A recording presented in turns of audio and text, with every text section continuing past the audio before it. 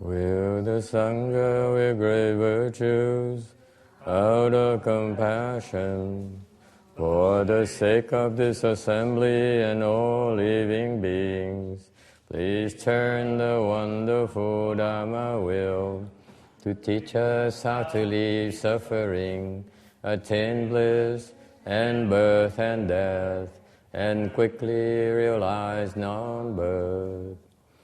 Cung thính đại đức tặng thịnh, vì thứ pháp hội cập nhật thiết chúng sanh.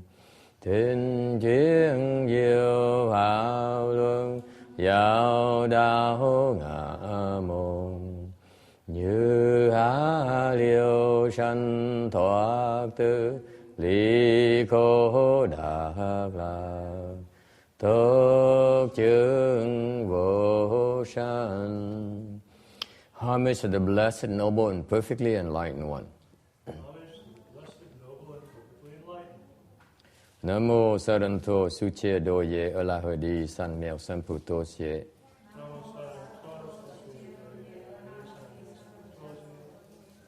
Nam mô Đạt Đạt Tha Tô Già Đa Già Alahade Tam Miệt Tam Bộ Đà Tọa.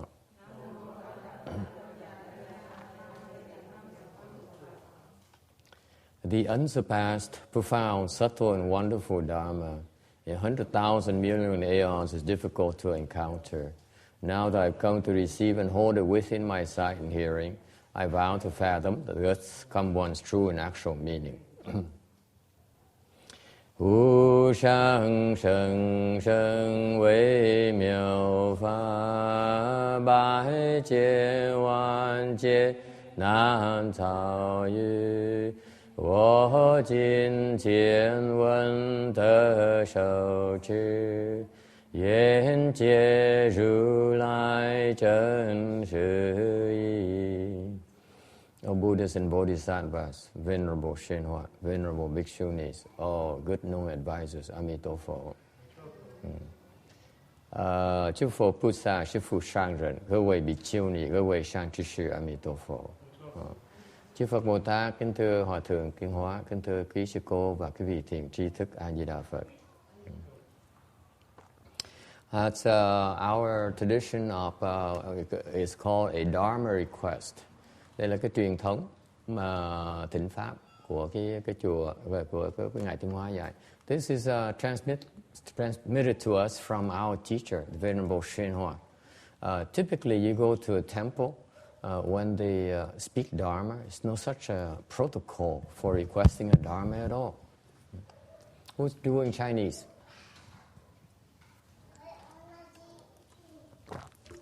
No one doing Chinese? Can we do Chinese, please?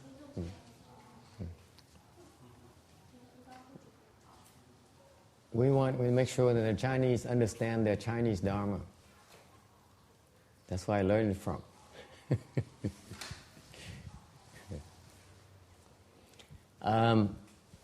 Thông thường thì thường mấy cái chùa khác không có cái thỉnh pháp như vậy, phải không?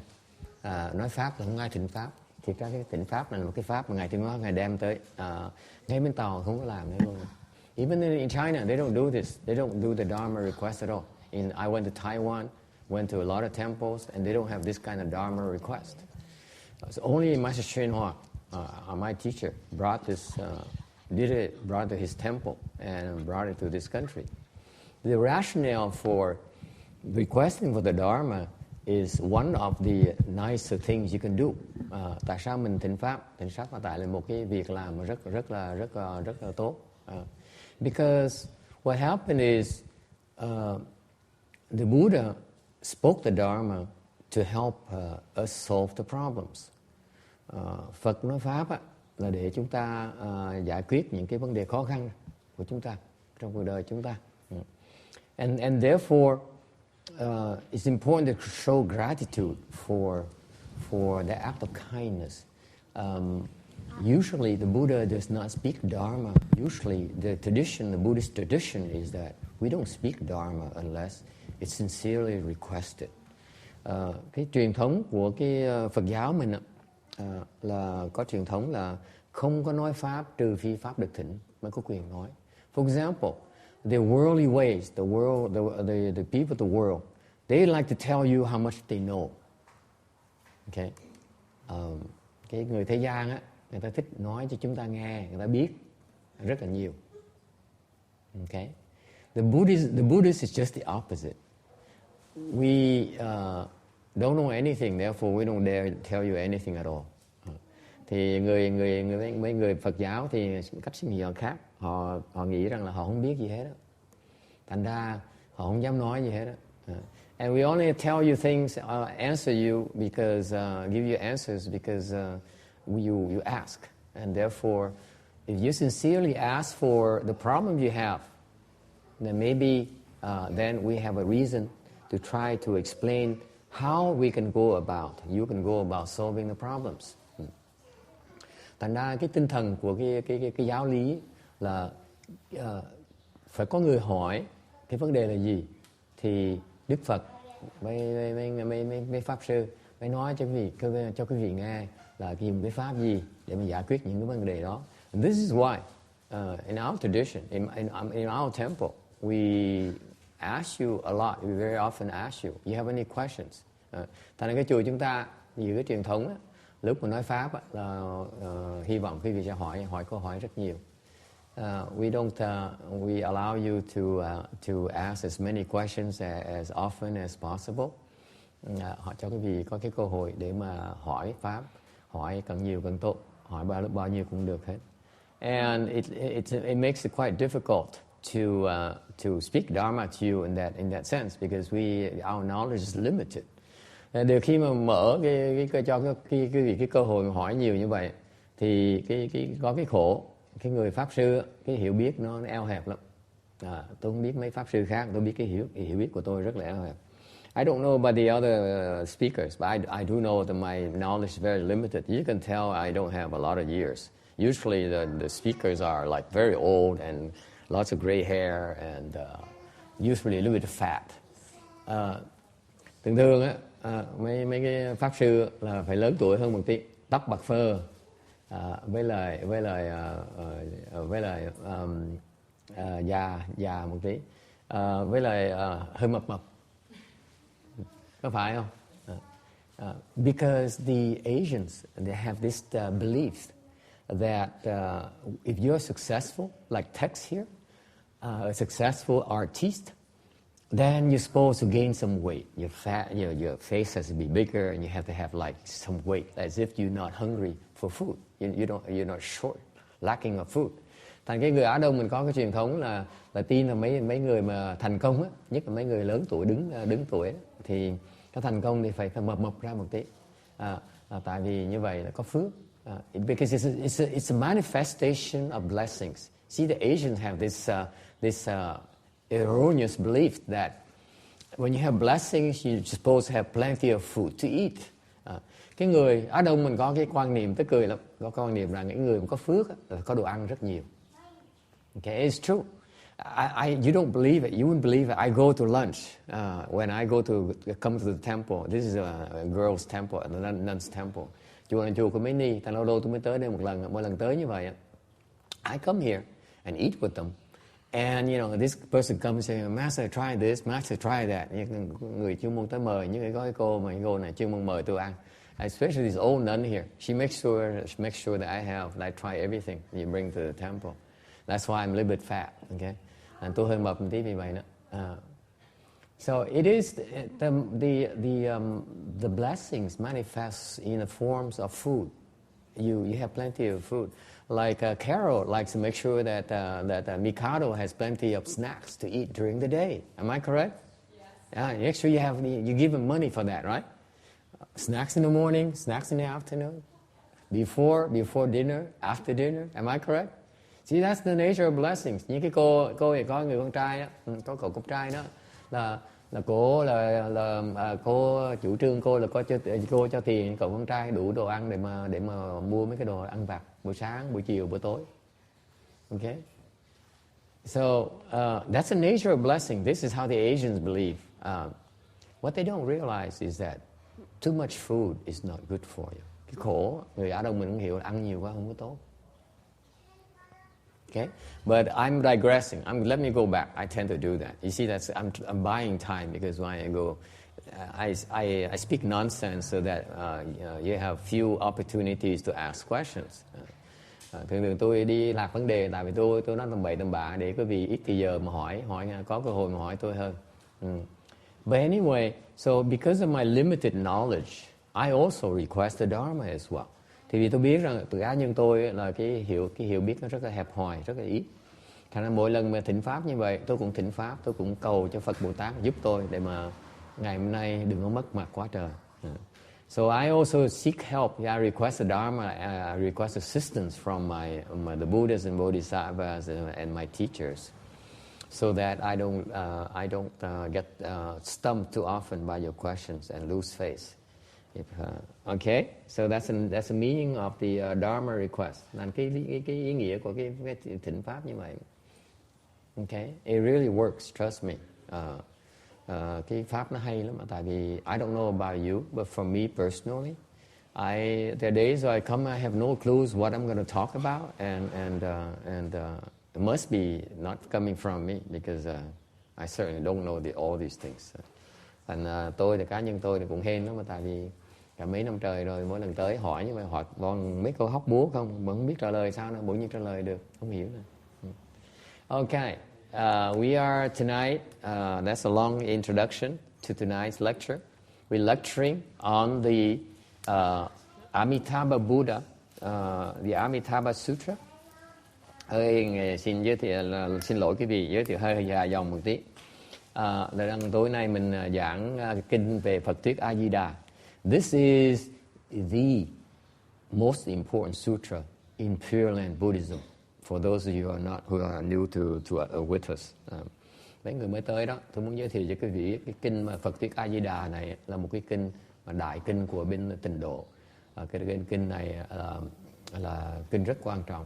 And this is why we are in the process with Thomas' cooperation to review and finalize our explanation of the sutra in English and the various languages as well. Thành ra mình phải cần giảng cái kinh này. So we are on slide 362, ở cái tấm 362. We also in the midst, right at the midpoint of our the Buddha recitation week. Cũng ngay là ngày chính giữa, ngày thứ tư của cái Phật thất của chúng ta. The Buddha recitation, for those who are new to us, is a form of practice, intensive practice we do, that we get together and recite the Buddha's name, Amitabha, which is the Buddha of the Pure Land, of the place, one of the best places in the universe to be. His name is Amitabha. And we recite his name and hoping that we also are able to obtain rebirth to his Pure Land, to his place. We have some new people here, so I want to make sure they understand. I want to spend a little time to fill them in a little bit about what do we do. The Buddhists also have the counterpart of the heavens of the Catholics. The Catholics feel that the heaven is the best place to be, and they're right. Okay, and Buddhists, we agree. We agree that heavens are good places to be, but we also realize there's a much better place called the Pure Land. And Amitabha is one of the Buddhas which has a Pure Land that we can go to, and it's a really, really wonderful place. It's a lot more blissful, much better than the heavens as we humans know it. Okay. Mình cần dịch tiếng Việt nhiều, tại vì tôi nói tiếng Anh để có cái ông mới tới đó nói một tí cho ông biết, cho ông đỡ bỡ ngỡ một tí.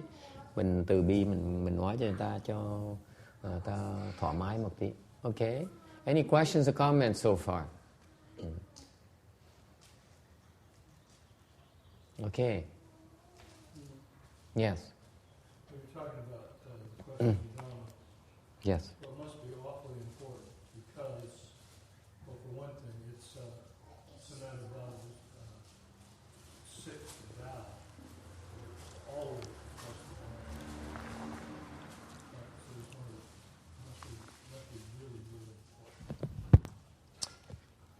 Is it important? What is the question again? It's not a question. So it's a statement. Okay. Actually, the Dharma request dates back to the time when Shakyamuni Buddha, the Buddha here in our world, his name is Shakyamuni Buddha, he became enlightened. He became a Buddha. And he decided not to teach. He says, you guys, you living beings are so much trouble. You're not worth it. It's just too difficult. Thiệt ra là ông này nói là cái chuyện thịnh pháp là chuyện quan trọng. Tại vì cái truyền thống là khi mà Ngài Thích Ca Mâu Ni Phật, Ngài giác ngộ, thì Ngài, cái tư tưởng đầu tiên hết của Ngài nói là cái người thế gian này khó dạy quá đi, quá đần độn đi. Thành ra Ngài Đức Phật Thích Ca mới là quyết định là không có giảng pháp, không có dạy. This is the first thing that he did as a Buddha. He became a Buddha. A Buddha is a person who has a wisdom. So he has a wisdom. He says, okay, what do I do now? Do I go make more money, get married, have a lot of children, or retire? Okay. Cái người Phật khác mình, Phật không có ngồi suy nghĩ là ngày nay mình giác ngộ rồi thì mình sẽ làm gì, mình đi làm nhiều tiền hơn, hoặc là đi cưới vợ, hoặc là không có thì Phật mới quán tôi mới nói là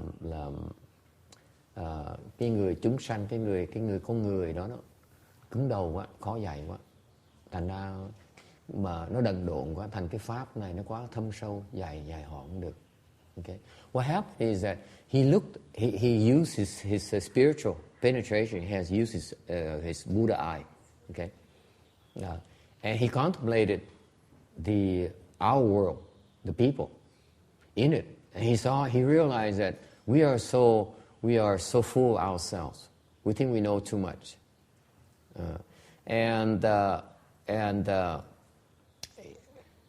but unfortunately, we don't know as much as we think we do. In fact, we can't grasp a lot of things. And the Buddha Dharma is very profound. So he said, there's no match between the depth of the Buddha Dharma and the ability of the living beings the humans to grasp it. So he decided, I'm not going to teach the humans. That's what happened. Thành ra Phật mới quyết định là không có dạy cho loài người. And then a God, the two gods that came. Thành lúc đó có hai cái vị trời mới hiện ra. First is the king of the first dhyana heaven. Thứ nhất là cái vị vua của cái sơ thiền. And then he says, come. So he called the Christian God, the God king of the second dhyana heaven, which is known in the world as the Christian God. That God, Allah, whatever name they call it here, is that second God. Two gods are very influential in our world. Hai cái vị vua trời này là có quyền lực rất có thế lực trong cái cõi này. Thành ra họ mới quyết định rằng they decided, and they are very protective of the humans, of us. Hai cái vị vua trời này là muốn giúp đỡ cho cái loài người. Tại sao như vậy? Because they are in charge of us. Tại vì họ cai quản chúng ta. Okay, we are under the humans are under their what is it? The rule over the humans. Thành hai cái vị trời đó, hai vua trời đó là họ là làm chủ của cái cõi này. Thành ra họ muốn làm lời cho chúng sanh, and they're very compassionate, they're very kind. They said, this is a wonderful Dharma. If he does not explain it to us, he does not figure out a way to explain to us, our children, the humans here, my children, okay, will miss out on a wonderful thing that can benefit them greatly. Thành hai cái vị vua đó mới sợ, mới nói là nếu như cái pháp mà nó tuyệt vời như vậy mà không có người dạy cho cái loài người này, cho con cái của họ coi cho con người chúng ta là con cái của họ thôi đó, không khác gì con cái của họ hết. Thì họ phải thỉnh Phật cái pháp để cái pháp này làm lợi cho loài người. And that's one of the most important things they do actually as the rulers of our world. Đó là một cái hai nhiệm vụ, một trong những nhiệm vụ mà rất quan trọng của những cái vị vua trời này trong cõi chúng ta ở. Okay, this is true. So because of their request, and so they knelt down and they requested the Buddha. They go through the similar protocol as you observed. Thành ra họ làm theo cái phương pháp mà như quý vị mới thấy làm cái thỉnh pháp như vậy đó. And because of they requested with such sincerity, the Buddha had to come up with a way to explain the Buddha Dharma to us. Bởi vì họ thành tâm mà thỉnh pháp như vậy, thành Đức Phật phải giảng pháp cho chúng ta nghe. So to tell you the truth, the Buddha Dharma is here in our world thanks to the request of the Christian God and the first dhyana heaven God. So we have to be grateful to both of them. Okay. Thành ra chúng ta ngày hôm nay mà có được cái Phật pháp là phải biết nhớ ơn lại hai cái vị vua trời đó. Hai cái vua trời đế thích ở cái cõi đế thích, tức là vị vua của cái cõi vua trời của Thiên Chúa giáo đó, với là Sơ Thiền. Okay? Excuse me, my throat is a little bit dry. The incense here dries up my throat for some reason. Okay, so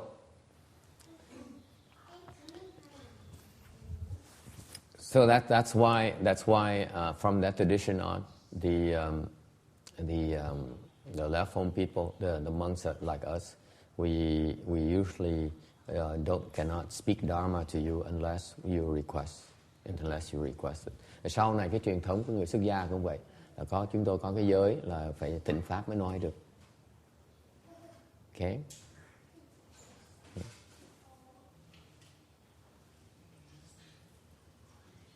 All right. Any other questions? Ai thắc mắc gì khác không? Yes, Thomas. I was just wondering how, if that, the Buddha had, just woken, and it seems he was wrong about that fact, in that initially he thought, well, he couldn't teach these beings, but then he actually found a way and was able to. Mm-hmm. So he's wrong. How is it that he was wrong at that point? Wouldn't he have really... Only these Zen students who come up with these types of questions. I mean, no, but this point was always kind of curious for me, why he initially had this impression of not wanting to teach, when clearly he did have the capacity because he did it. Yeah, okay. I'm not thrilled with that kind of question. As you can tell. Ông hỏi câu hỏi khó chịu lắm. Tôi nói cái câu hỏi này tôi khó chịu dễ sợ lắm. Mấy cái người mà học mấy bên thiền bên Nhật xong qua đấy có làm phiền mình hỏi.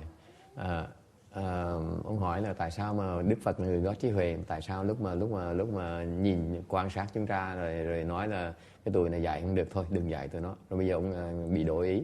Sao có chuyện gì lạ dữ vậy?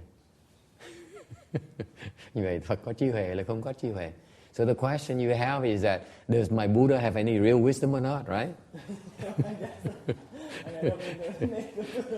Is that what you're getting at? I do take offense at that.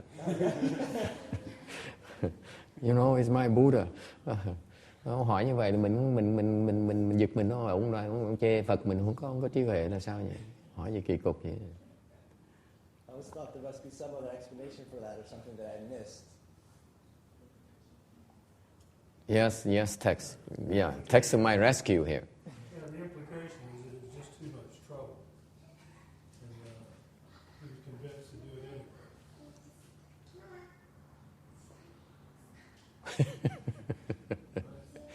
anyway. Too much trouble? Too much trouble. It's just like that's what you basically said, isn't it? It's a hopeless task. Yeah. It's just a lot more trouble and it's worth it. That's probably what he was thinking. Try to teach them and they don't appreciate it. So what's the point? Look at how many people are here today. Case in point. Why should we bother explaining the Dharma to you? Think about it. Câu hỏi là nhiều khi nó phiền phức, nó phiền não nhiều quá, nó không đáng rồi. Tôi nói đương nhiên không đáng, tại vì cứ nghĩ cho coi. Ngày hôm nay có bao nhiêu người có mặt ở đây để mà nghe Pháp.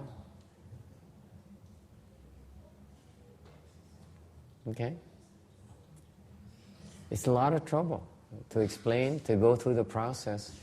You don't understand what it takes to explain the Dharma. It takes a lot out of you. Okay? Lúc mà giảng Pháp đó, nó rất là hao sức. Okay? Because there's a lot more going on you think. Có nhiều hơn cái vị tưởng. I remember, and please bear with me because I do go get sidetracked because these funny stories that happen that I remember when you ask these questions. Tại vì cái bữa kia cái lúc mà giảng Pháp á, là chuyện kinh thiên động địa. Tại vì mình giảng Pháp như vậy là nó tới nó phá. Thì mấy quỷ thần nó tới nó phá. The Catholics have this concept of ghosts and spirits, right? In the name of the Father, the Son, and the Holy Ghost. Yeah. Something like that. Excuse me, right? So this concept of ghosts and spirits, that's also familiar. That's with the Catholics as well. They're true. They're ghosts and spirits. When you speak Dharma, the ghosts and spirits, okay, these dharmas are designed to control the ghosts and spirits. Therefore, they don't like it. They come and cause trouble to you. Okay, that's a fact. They cause a lot of problems for the Christian God as well. Okay. Not only the ghosts and spirits, also the demons as well come and bother you as well. Thì cái vấn đề là quý vị hiểu, gọi là những cái pháp này là cái pháp mà trì tụ quỷ thần với ma. Thành mỗi lần mình nói pháp như vậy, tụi ma với quỷ thần nó ghét dễ sợ, nó tới nó phá, nó kiếm được cách nó phá hết. Okay, for example, case in point, if we speak Dharma to you, what do we say? We tell the children, our children right there, if the kids who come show up tonight, okay, I'm giving them the fear of the drugs. I'm giving them the seeds. Tôi cho nó cái chủng tử, nó sợ cái drugs. Okay, that's what I have. When I grew up, I had this innate fear of drugs, so I never was turned on by drugs. I was never attracted to drugs. Okay, drugs. If you let the children use the drugs, you lose them. Period. Okay, they lose their control, and they get in big trouble. So, for example.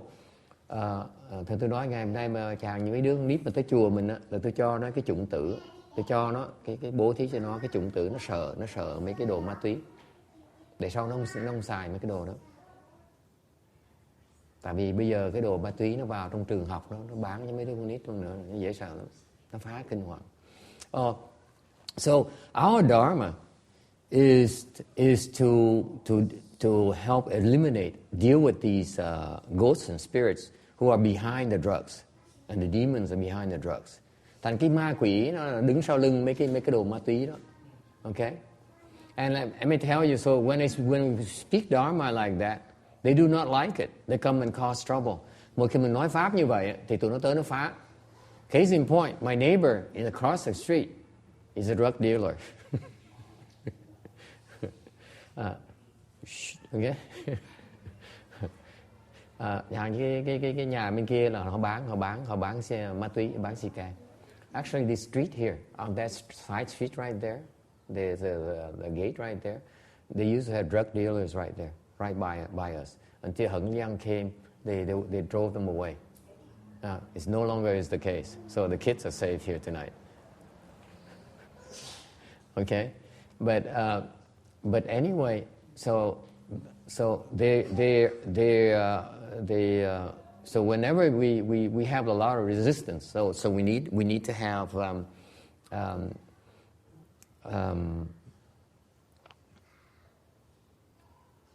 why did I go into drugs? Anyone remembers? I have some kind of really hard question to answer. Vaguely. The ghosts?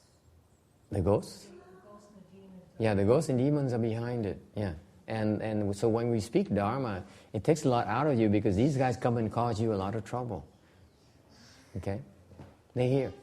They cause trouble. So unless you're able to control them, you are able to keep them in check, you will have a hard time speaking Dharma. I remember when I was younger at my master's temple, the times when I would learn to speak Dharma, I would get up and sit there and try to speak. I couldn't speak it because it's so strong. They really are just too powerful. I could hardly breathe. Leave alone smile and try to appear cool. Okay, forget it. So, it's a lot of trouble to speak Dharma. Mỗi lần nói Pháp nó phiền lắm. Phiền không quý vị tưởng? Phiền phức dễ sợ lắm. Thành ra, it's not only a lot of trouble, but it also has to do with the fact that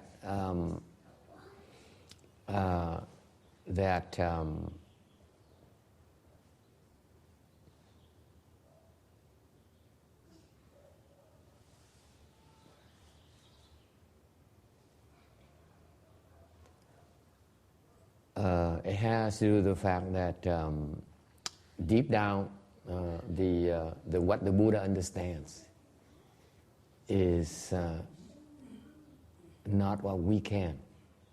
That's the bottom line. That's why he said, what I know, what I understand, Joseph has no way of understanding. You see, he turns around. Thomas has no way of understanding it. He can't. Okay. Cái lý do mà thực sự là như vậy nữa là khi mà Phật mà giác ngộ rồi, Phật nhìn bắt quán cái căn cơ chúng ta, Phật nói quý vị, chúng ta không đủ căn cơ mà hiểu được cái Phật pháp. That's what he saw. He saw that we are not capable of grasping what he understands. Okay? So he's better off trying to teach someone else, like the arhats or the bodhisattvas, who can grasp it. Thành ra Phật mới nói mình bỏ thì giờ mình dạy những người A-la-hán, những người Bồ Tát á, thì có lợi cho họ hơn. Còn dạy cái loài người này họ cũng không hiểu được đâu. Tại cái tâm mình nó đần độn quá, mình không đủ khả năng mà hiểu được. Okay? So the two God kings realized that. They said, big trouble. Because if he doesn't teach us, meaning me as well included, the God kings also wanted to be taught as well.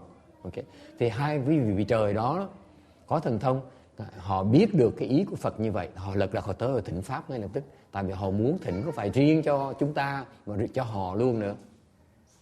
Okay? So for example, because of the teaching, they also use a lot of these teachings to teach their own in their own areas. Tại khi họ học cái Phật pháp rồi, họ nghe Phật pháp rồi, họ dùng cái pháp của Phật pháp đó, họ đổi tí xíu để thích hợp với trường hợp họ hơn. Tại cái pháp họ nó giống pháp mình lắm. Okay, cái gốc này đó. Nếu mà dám nói nhiều không được, nói nhiều sợ người ta chửi, nghĩ là mình chửi pháp họ. Okay, so it is true that we are incapable of understanding it. It is just a fact. The Buddha Dharma is just too profound. We cannot understand it. Sự thật là như vậy. Cái Phật pháp nó thâm sâu quá đấy, mình hiểu không được. Okay? The truth is just too hard to take. Cái sự thật mà Phật pháp dạy đó, nó khó mà chấp nhận lắm. Nó quá khó đi. Why is that? Tại sao như vậy? Tại sao nó khó quá như vậy? Because Buddhism maintains that there's no such a thing as a self. Tại sao nó khó chấp nhận? Tại vì Phật pháp nói rằng là không có cái ngã. Meaning that you're full of it. And it's too insulting for a lot of people. You're too full of yourself. Tại vì nó không có ngã, thành ra cái nó khó chấp nhận lắm. Okay. Any questions? Ai thắc mắc gì không?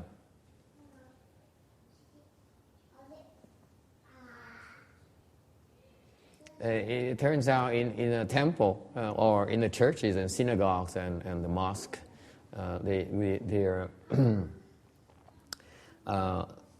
we need to be sensitive to your ego, the ego, that because you come to the temple and you say, look at me, me, your attitude is that I'm important. You need to cater to my needs, need to be nice to me, otherwise I go to a different temple. Okay? And that's the very same attitude that prevents you from understanding the Buddha Dharma. Cái thái độ mà người thường tới chùa đó, cái thái độ nói là tôi quan trọng, quý thầy, quý cô, quý cha, quý mấy cái người lãnh đạo của tin tôn giáo khác phải tử tế với tôi mới tới, còn không tử tế tôi đi chỗ khác. Họ tử tế với tôi hơn. Chính vì cái thái độ nó, cái ngã của mình nó không cho phép quý vị hiểu được cái pháp. Tại vì đụng vào cái ngã của quý vị một cái là quý vị chạy ngay lập tức, giận ngay lập tức. Because every time we touch your ego, you get offended. So we find ourselves having to tell you things you like. Otherwise, we lose you as a client, as potential client, and your contributions. Thành ra cái người thầy khổ lắm. Nếu như mà nói sự thật ra thì quý vị làm phật lòng quý vị bỏ đi một cái là không có tiền trả tiền nhà. Khổ lắm. Thành ra người thầy người cô nào cũng cắn răng mà nói không biết là ngày hôm nay mình nói được bao nhiêu. So every time we look at you and say how much of the truth can we tell you? Okay? Without offending you, because I still need to make my mortgage payment this month.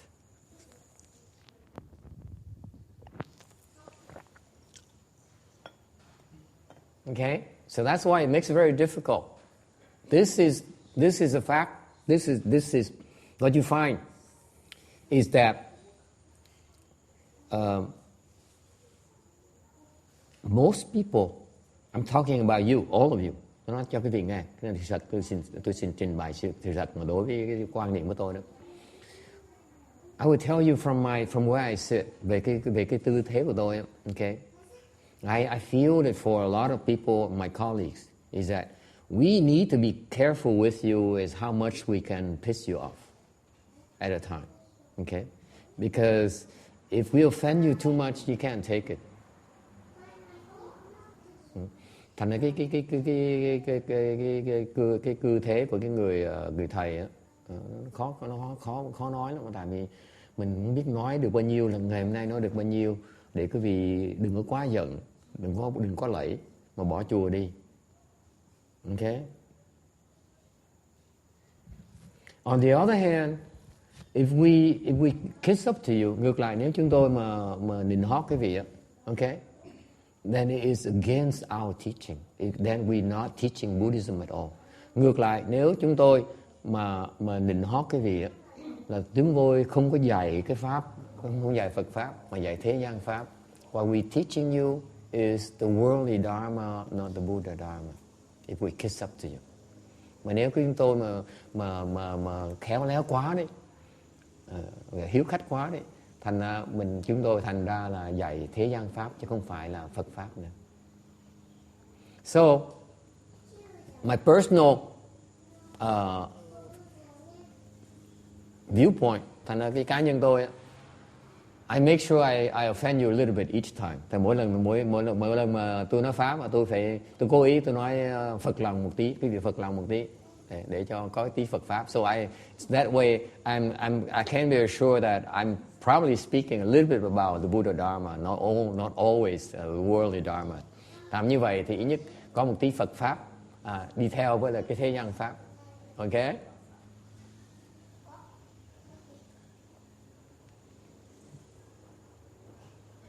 All right. Any other question? Ai thắc mắc gì khác không? Does it answer your question, Thomas? Lack of wisdom? No, it's not lack of wisdom. Actually, to answer you bluntly, without trying to offend you too much, you're just too stupid to understand it. That's all. We just students. The ego gets in the way.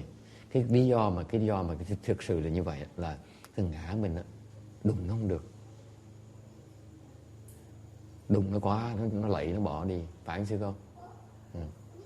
If you touch it, if you offend the ego too much, the self too much, they get offended. They refuse to listen. Okay? And that's the very thing that prevents you from understanding the ultimate principle of Buddhism. So in Buddhism, so what happens?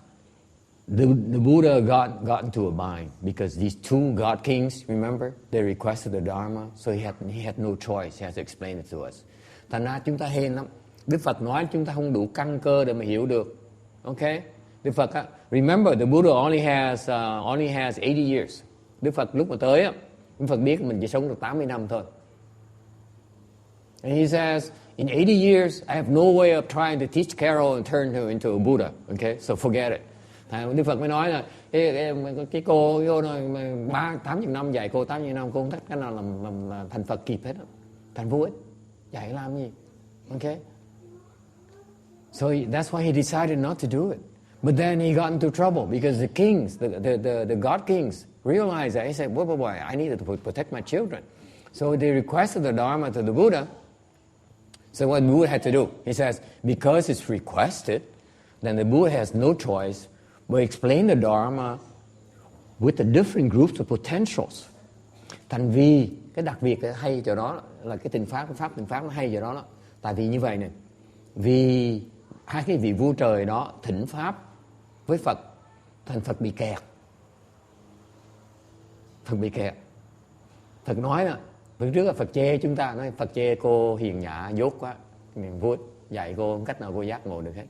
Là cô nói thôi không dạy nó, tính dạy người khác. Thì hai ông kia mới tới yêu cầu một cái thì Phật chịu. Phật nói nếu mình phải dạy hết chứ, tại vì trời họ là muốn giúp cho cô hiền nhã nữa, mà không dạy không dạy cô hiền nhã không được. Thành ra Phật bị kẹp, thành Phật mới chế cái pháp ra để mới giúp cô hiền nhã. So what happened is the Buddha got into a bind. When he said, because the God kings were requested the Dharma on behalf of all living beings. Therefore, the Buddha has to teach all living beings. So he taught the Dharma for different groups of people. Thành Đức Phật phải dạy từng cái loại pháp khác nhau, thích hợp cho những cái căn cơ khác nhau. Okay?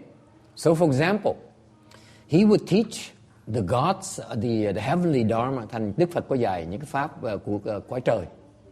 Because if the people want to go to the heavens, the Buddha taught them a way to go to the heavens. Thành Đức Phật dạy cái pháp, những người muốn đi lên cõi trời, sanh cõi trời thì Phật dạy cái pháp để mà sanh cõi trời. The people who want to become a little bit wiser, more advanced, a little bit higher potential, then the Buddha taught them the Agama Dharma or the Arhat Dharma. Người có căn cơ một tí thì Phật dạy về cái pháp Á Hàm để mà mở cái trí huệ ra. Okay? And then at higher level, there are different phases, different types of dharmas or different types of people, different potentials. Thành Đức Phật mới phải dạy có nhiều cái loại pháp khác nhau tùy căn cơ mỗi người. Okay? And remember this is very important. Cái phần nó quan trọng lắm. Tradition matters. Cái truyền thống nó quan trọng đó quý vị. Because of that tradition, because of the president that was set by these two God kings. Vì hai cái vị vua đó, that's why you don't realize how important it is, how much you owe them. Really, I'm serious about this. How much we owe these two God kings. I don't care how, what you think of them, but we still owe them. Okay, they did a lot of good for us. Because of that president, it means that every time we speak Dharma, we need to speak to all of you.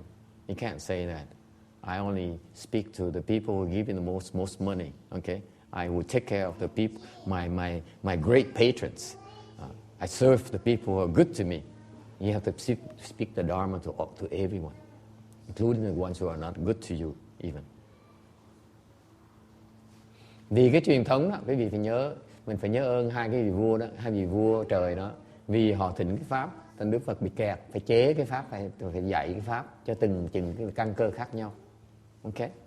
Vì như vậy, thành ra nhờ cái truyền thống đó thành bây giờ những cái người mà nói pháp á, là phải nói pháp hay cho tất cả hết những người căn cơ có mặt ở lúc đó. Ok. Thành ra không thể nào nói, người thầy pháp không thể nào nói là tôi chỉ nói pháp cho những người mà đại thí chủ cho tôi thôi, tôi cúng cho nhiều tiền tôi nói pháp cho họ nghe thôi. Những người mà không tốt với mình phải nói pháp cho người ta nghe nữa. Như tụi quỷ thần nó tới nó phá mình phải nói pháp cho nó nghe nữa. Ok. Alright, does it answer your question? Somewhat, huh? I don't have a lot of time, so there's a lot more reasons, but let me stop at that, unless you have other questions. Okay? Any other question? Chào, thắc mắc gì? Hỏi đi. Đừng có cắn lưỡi.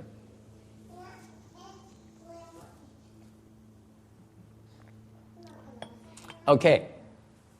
So that's the Dharma request, and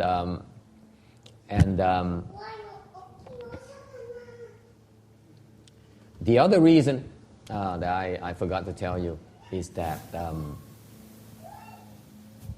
ultimately, what the Buddha understands cannot be expressed in words. Lý do thứ nhì, tại sao Phật không dạy chúng ta được? This is the real reason. Lý do mà chính mà tại sao Phật không có dạy chúng ta là tại vì cái mà Phật biết không có thể diễn tả bằng cái lời nói được.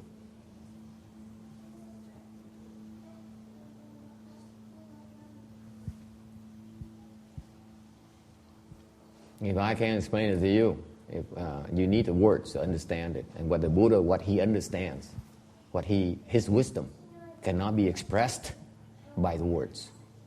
Therefore, he cannot explain it to you. Cái mà Phật biết không thể nào diễn tả bằng cái lời nói được.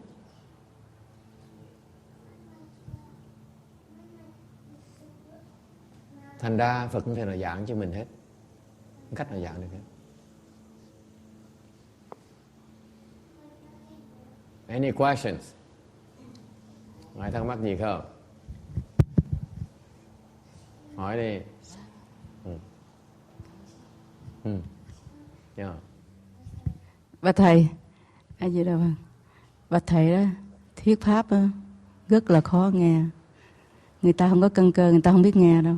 5-10 năm sau người ta mới nghe được. Giống ngày xưa Hòa Thượng Tiên Hóa đó. Con đi giảng Phật thành hoài mà thầy thuyết pháp đó con không có bao giờ nghe được. Con đi lòng vòng hoài à. Rồi tới bây giờ con biết nghe là không có gặp thầy. A Di Đà Phật.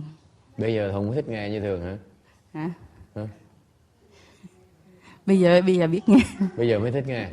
Rồi thầy tại mấy trình độ tôi nó thấp, tôi chỉ giảng pháp thế gian không à, tôi không biết pháp gì hết. Thầy thuyết pháp á, con phải cái lỗ tai đó dài ra ba thước nghe mới được. Cố gắng nghe, thầy cứ nói là quảng ngăn một lần nghe pháp cái giờ cái mặt lắng lặng mà nghe hoài không có.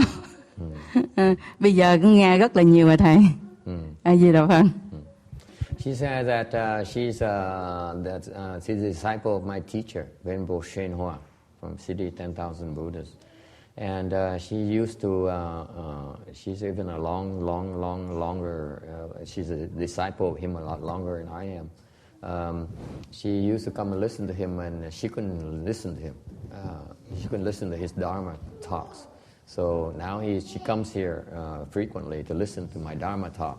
And now she seems to enjoy it. I said, that's because my Dharma, the way I explain my Dharma is very low level. That's why it makes sense to her. My teacher's Dharma is a lot higher. So maybe that's why. Okay, now, any other question? When I say that, I'm hoping that you ask me the question, but no one asked the question, so I have to ask the question.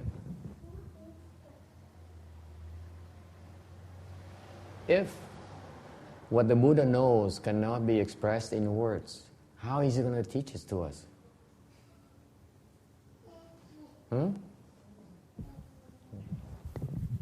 Dạ, bạch thầy hỏi không có theo trong kinh được không, hỏi ngoài được. Được hỏi này.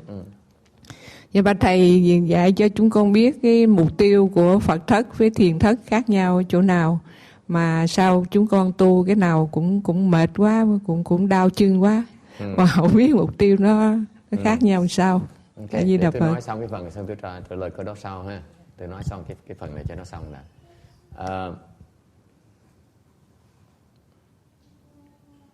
So the question is, cái vấn đề tôi hỏi là nói cho xong là cái nếu cái mà Phật biết đó nó không có thể diễn tả bằng lời nói được, thì làm sao Phật dạy chúng ta bây giờ?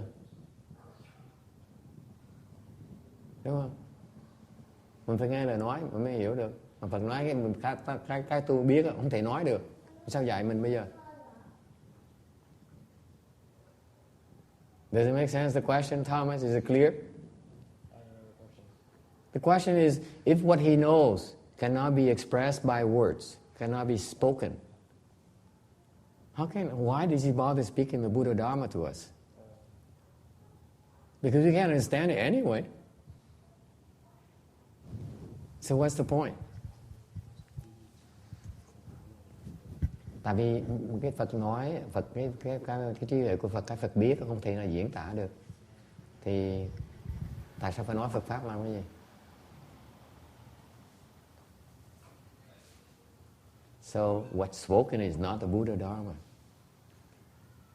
Tại cái mà nói là không phải là Phật pháp, đúng không? Cái mà cần nói là không phải là Phật pháp. Hả? There's no Buddha Dharma. That's precisely the point. There's no Buddha Dharma. See, people just, I thought I'm here for the Buddha Dharma. Có người giật mình, ủa, tôi nói không có Phật pháp. Ủa sao tôi tưởng thầy nói Phật pháp? Tối nay tới để nghe thầy nói Phật pháp. Nhất còn ngân, ôi trời đất ơi, mấy 2 năm rồi không có học gì Phật pháp gì hết. Mình cứ tưởng học Phật pháp. Cái Phật pháp thật sự nó không có gì để mà nói hết. Okay. Here's what I mean. The true Buddha Dharma has nothing to be spoken of.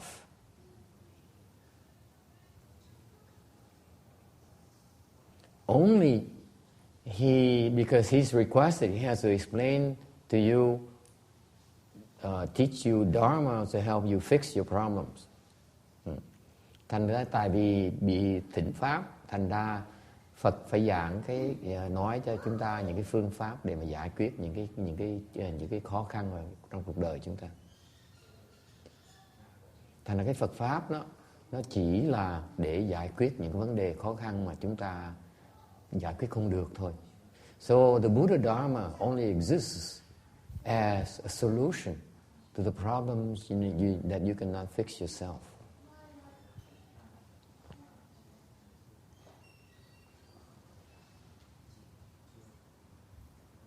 Okay. Good. Any question? Ai thắc mắc về cái chuyện này không?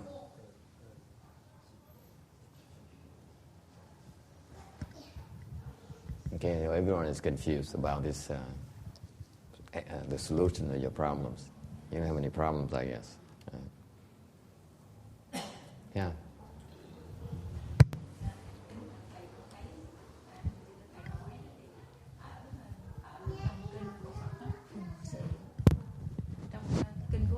Thì bàn bạc lúc nào Phật nói về cái Phật pháp á, mình nghe cũng như nó có cái mâu thuẫn phủ nhận hết, cũng như trong kinh Kim Cang Phật nói cái mà Phật pháp á, không phải là Phật pháp mới là Phật pháp, thì mình mới vừa nghe đó mình thấy sao mà nói gì kỳ như vậy. Ví dụ như học về khoa học rồi đó, thì những người đó người ta nghe không có nổi, thành ra không có thỉnh ta nghe Phật pháp là ta nghe không có nổi đó. Nói là cái mà Phật pháp không phải là Phật pháp mới là Phật pháp. Phật nói như vậy. Tôi nói vậy không được, tôi nói như vậy làm người ta nghe. Dạ. Ta càng lúc mà tôi đọc Kinh A cái phần đó tôi rất là khó chịu. Dạ. 7 năm trời tôi đọc tôi bực mình cái chuyện đó lắm. Dạ. Đọc không hiểu gì hết đó. Dạ. Người ta đọc, ai cũng đọc cái Kinh Kim Cang như cái cô mà Diệu Nga, cô đọc Kinh Kim Cang, cô trầm cô khen kinh này sao hay dễ sợ. Cô liên đọc Kim Cang, cái kinh này cao siêu dễ sợ. Tôi đọc Kim Cang tôi không hiểu, tôi tức 8 năm rồi, tôi tức dễ sợ. Tôi nói tại sao người ta hiểu mà tôi không hiểu gì hết. Tại vì cái lời tôi nói đó, tôi đó rất là khó chịu cái chuyện đó. Dạ. Con thí dụ không hiểu gì hết mà cứ nói hay hoài, tôi tức dễ sợ. Thí dụ như mấy người không hiểu mà nói hay. Bởi vì á, cái gì sao hiểu nổi Kim Cang mà nó hay được, nó tầm bậy không hiểu gì hết. Kim Cang nó cái nào cái gì hiểu hội nổi hết.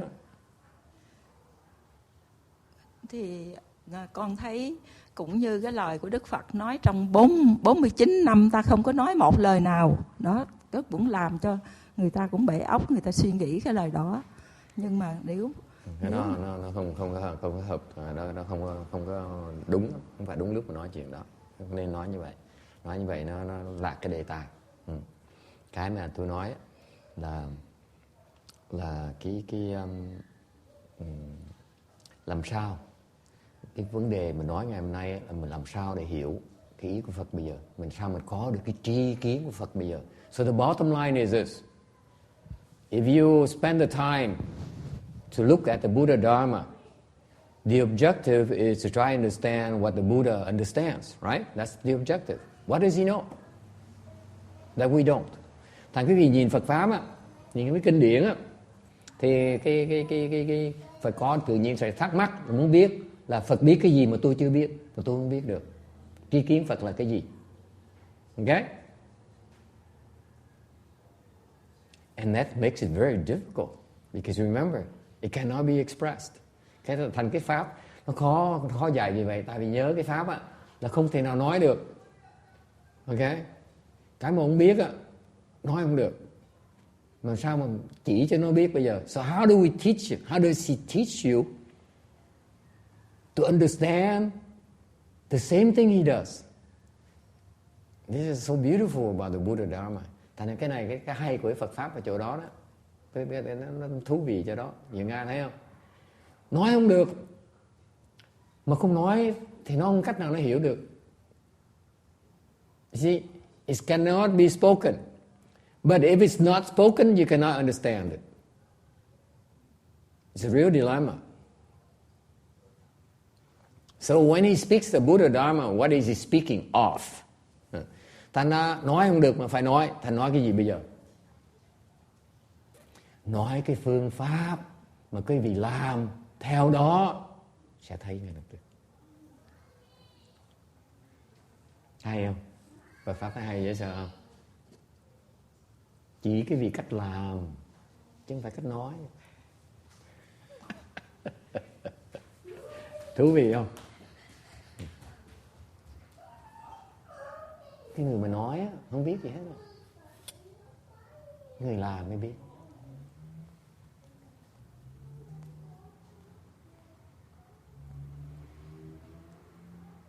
Nói tiếng Anh chứ tụi nó nghe không?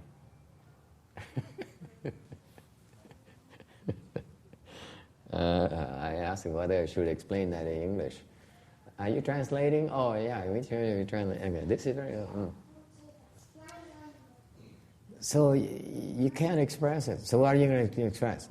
So what he's teaching, in order for you to understand what he understands, he tells you what to do to understand why he understands. It's not about what you should know, what you need to do to get there, to acquire that wisdom, to unfold your own wisdom.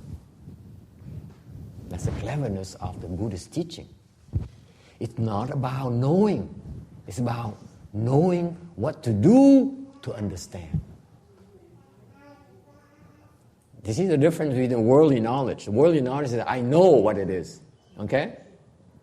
But what you know is actually is not really very profound knowledge. The Buddhist knowledge is that you need to do things that brings you to the point where you know what he knows. By doing, not by talking. Ok? Thú vị không? Phải làm. Cái người mà nói là người không tu. Ok? Cái người tu là người làm. Người tu là người ngồi làm cái Phật thất, làm cái thiền thất. Ok? Không có ngồi nói là tôi không hiểu, tôi phải làm tôi hiểu tôi mới làm được. Don't say like it's about execution. It's about doing what you told as suggested. Then you understand. Don't sit there and say, I'm not going to do this until I know everything, until I understand everything. Then I feel more comfortable doing this. If you're like that, you will not be able to understand what the Buddha understands. Because, think about this.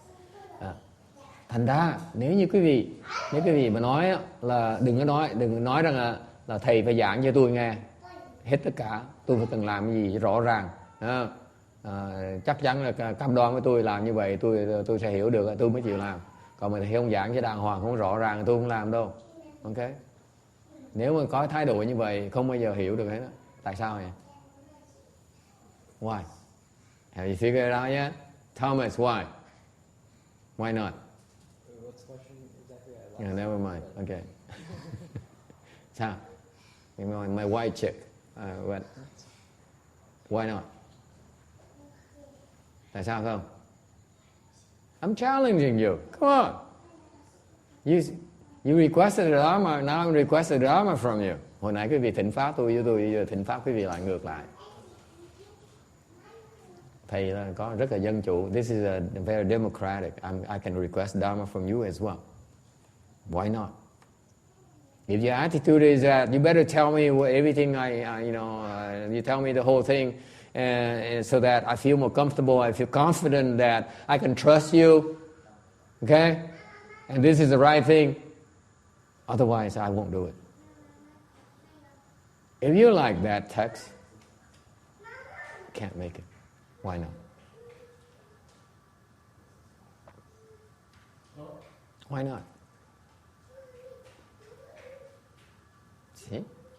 It's very subtle. Yes, so. So you want to understand, you just have to throw yourself into the meat trial. Okay, try again. Think about it. Sao? Tại sao vậy?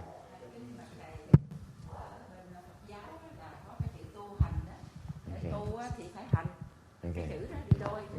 She doesn't get it either. She has 50 years of Buddha Dharma. She doesn't get it. She reads at least all the sutras and books she can find.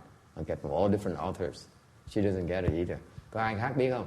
Tôi có thì giờ, tôi cắt tôi ngang tại vì tôi hết thì giờ, sắp hết giờ tôi rồi. I only have 50 minutes left. If she speaks, she's going to speak another 50 minutes. Có ai có ý kiến gì không? Tại sao làm cái thái độ như vậy? Thái độ mà nói rằng phải giảng hết cho tôi nghe, thầy nói cho rõ ràng, tôi phải cần làm gì, con đường tôi phải làm gì từ đầu chí cuối, để tôi có thể tin tưởng rằng là cái này đúng, cái này tôi mới dám làm được. Nếu cái thái độ như vậy không bao giờ hiểu được hết. Why not, Danny? No? Yeah, tại sao? Thầy, ví dụ như giờ thầy nói thầy tả bao nhiêu sách, bao nhiêu lời nói, những chiều báo ân, con sách sẵn khoan con không bao giờ biết. Thầy nói bây giờ đi xe bus thì vậy tới đó thì tới đây sẽ thấy cái chiều ân thì con tới thì con sẽ thấy, không cần thầy nó tả như thế nào, con thấy giống như thầy thấy. Còn nếu mà cứ hỏi thầy tả hoài thì tả về 1000 cuốn sách con cũng không biết cái chiều báo ân như thế nào. Được, cũng có lý tí. Được, khá, được. Cái nhân sao gì khá, được. She's pretty clever. He gave me a pretty clever answer. And I said, these San Jose people, they have some potential. I commend them. Được, okay. Có ai có ý kiến gì khác không? He says, what's the point in describing it? All I have to do is follow your instruction, hop on the bus. I go from San Jose down to Rosemead and go to the temple, and I see the same thing as you see. It's a pretty clever answer. Yes. Kính bạch thầy, bởi vì cái Phật pháp á, thì mình phải hành. Bởi vì nói á, chỉ là cái khái niệm thôi, mà khái niệm thì nó chết cứng à. Được. Dạ. Trật đường này em. Trật đường. Được. Thì con nói khái niệm nó chết cứng. Để tin thầy đi. Em đi trật đường rồi. She was about to give a long-winded answer. I said, no, you got started on the wrong foot again. So I'm going to save you some time. I might need some time as well. Có ai có ý kiến gì khác không? Yes. The nuns. See, this is why I blame the nuns, because they're supposed to understand. These are very well-read people. You don't realize how well-read these nuns are. They're very demanding. Whatever I say is wrong, they correct me immediately. So you can rest assured that being double checked. Kính bạch thầy, nếu như mà có thái độ như vậy, tức là sống trong cái so sánh và phân biệt chứ không bao nhận ra được. He says a discriminating mind. Nah. Not clever enough. I like his bus answer better. Tôi thích cái xe bus ông này hơn. Anyone else? Ai có ý kiến gì khác không? Yes, Thomas. Very good. The white man has potential. I just told you. It's the ego that gets in the way. If you don't tell me, if I can't trust you, I can't trust you. If everything has to go through that ego, it ain't gonna work. You will not be able to get there. Very good. Hiểu không? Nếu như nói là thầy phải giảng cho tôi, cái chữ tôi là cái chữ nặng dễ sợ lắm. Tôi phải hiểu, tôi mới tin thầy, tôi mới làm được. Cái ngã đó nó không cho phép mình thấy được cái Phật thấy. Thành muốn thấy cái đó là phải làm theo lời thầy nói thôi, đừng có đòi gì hết là sẽ thấy. And therefore, the most important thing about learning a Buddha Dharma is not about knowledge. Thành cái Phật pháp là cái quan trọng về Phật pháp, học Phật pháp không phải là cái cuốn sách, không phải là cái sự tri kiến của quý vị, mà là cái gì? Hai gì Nga? Là cái gì? Hả?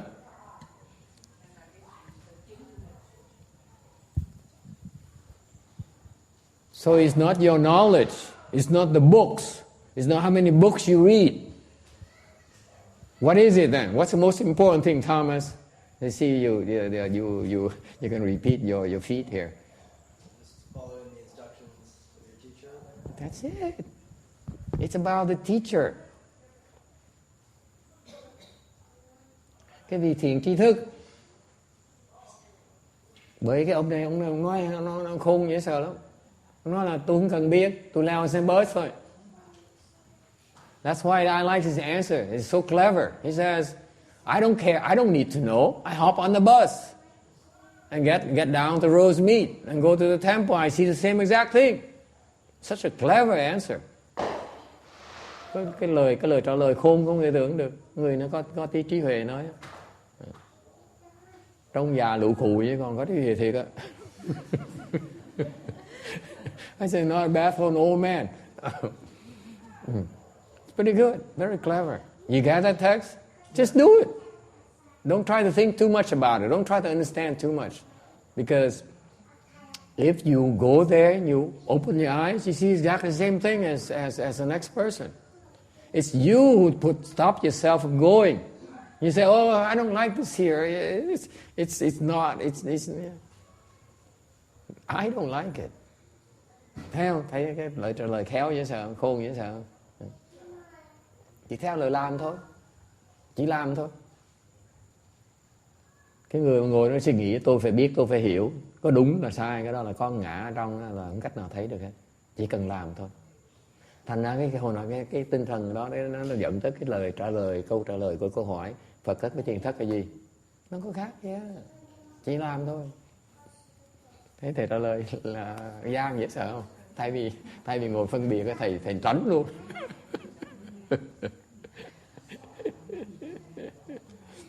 So she asked a question in the middle. She asked, what's the difference between meditation and the Buddha recitation?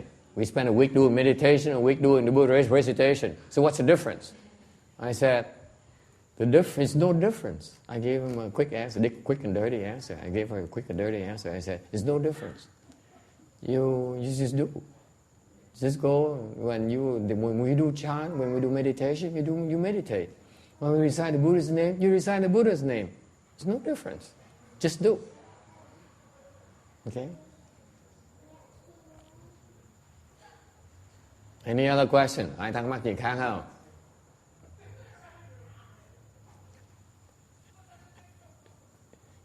Yes.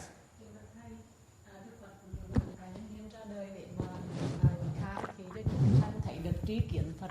Hồi nãy thầy nói là tri kiến là Phật, tức là chúng sanh đều có tri kiến Phật chứ đâu là chỉ cho cái tri kiến của Phật thôi.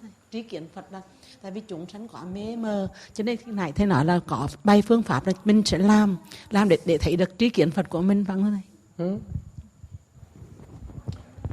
Nói là tri kiến của Phật, cái chữ tri kiến của Phật và tri kiến Phật nó khác nhau. Khác nhau chỗ nào? Không có của Phật thưa thầy. Phật đó chứ không có tri kiến của Phật. Không sai chữ Phật của được hả? Sai không được hả cô giáo? Thành câu hỏi là gì?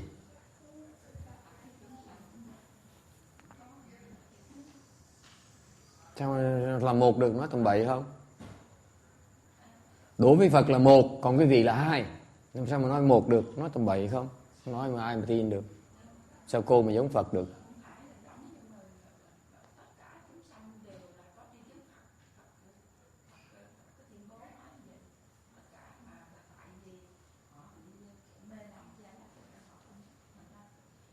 Quý vị không biết cái ý nghĩa cái câu đó thế nào hay là tôi không thèm giảng luôn nữa.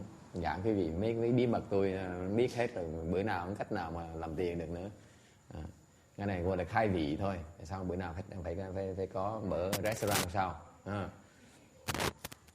There's a technical question. They ask about the Buddha's wisdom, knowledge, and view, and it's the same as the living beings. I said, no, the way you speak like that is wrong. But there's a secret behind it, but I can't tell you yet. I can't give you all the secrets of the world. Not yet. Nói như vậy thật rồi, vẫn chưa hiểu. Cái người nói những câu như vậy là người chưa hiểu. Để không sao, tại vì bởi vậy sư cô mới phải tới đây học. Nhưng thôi nếu cô hiểu rồi, cô tới đây học làm cái gì? Mấy cô này hay lắm, quý vị đừng kinh thường mấy cô là học đọc sách mà mấy dân mọt sách, mấy cái thứ ba người này toàn mọt sách, cái bà bên kia là không có mọt sách như nào hết á. Nhưng đều ba người này dân mọt sách mà còn tới ngồi nghe là biết sao? Tại vì trong nghe nó phải gặp mấy dân mọt sách mới nói chuyện, ngoài sách họ mới chịu nghe, nói sách là mình thua họ. See, these guys are such bookworms. They've read all the books in Mahayana and Buddhism they could put their hands on. They enjoy that. So they come here and they listen, and it's rather difficult. If you talk about the books, then you cannot outsmart them. And there's nothing they haven't heard yet. So you have to talk about things that are outside the books, the things that the books don't mention, that they don't understand yet. Why is that? Because they may read the books, but they don't know how to put that into practice. Tại sao như vậy? Tại quý vị đọc sách nhưng quý vị không biết hành, chỉ biết đọc thôi, chỉ biết thôi, mà không biết hành, chỉ biết nói thôi, mà không biết hành, thành vẫn chưa hiểu được. Ok. Thành Phật thất với thiền thất nó khác nhau chỗ nào? Thiền nó có khác gì hết á. Cái cơ hội phải quý vị đừng có tâm phân biệt như vậy. Tôi xài cái câu trả lời cô hiền giả, đừng có phân biệt như vậy. Thiền là tới tu thiền thôi, rồi Phật là tới niệm Phật tới niệm Phật thôi. Rồi mỗi cái nó có cái công dụng nó khác nhau. Ok. Cái quan trọng không phải nó khác nhau, mà là cái cơ hội để mà tu luyện. Nói thiệt cái gì không có dễ đâu, không có dễ mà gặp được cái thiền thất đâu, không dễ mà gặp được cái Phật thất đâu. Nói thiệt vậy. Có nhiều cái mà uổng khúc quý vị không thể tưởng tượng được, nó cực kỳ là được. Có những người quý vị mà có cơ hội được. What happened to the two young men? They're not here. Quý vị biết không? You don't realize how difficult it is to be able to encounter a week of practice. It's extremely difficult. Quý vị không biết đâu. Cái loại pháp mà quý vị tu mấy cái thất này đó, nó cực kỳ là hiếm có, không có đâu. Thành ra mà tới mà tu được là quý vị là đại phước đó. So those of you who are able to come and participate, you are tremendously blessed. it takes a lot of blessings. It's very, very hard to find these types of practices. Because these practices are designed to help you see and understand what the Buddha understands. Remember, the essential part is about doing. It's not about understanding. So you spend the entire week doing, so that someday you get a chance to see and understand the same thing as the Buddha does. That's our objective. Phải nhớ như vậy. Mấy Phật thất này á, cái mục tiêu, cái pháp Phật thất này mà tôi học được á, là dùng cái phương pháp, cái phương tiện này để cho quý vị có cơ hội mở được cái tri kiến của Phật. Thôi chừng làm chúng tôi. Không phải là dễ đâu. Không dễ mà gặp được mấy chuyện này đâu.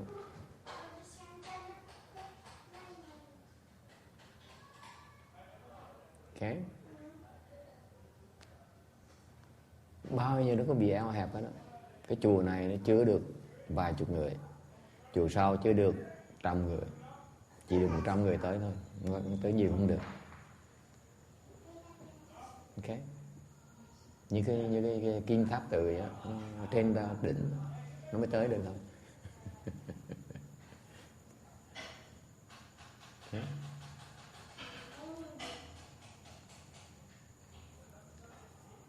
All right. Any other questions? Ai thắc mắc gì khác không?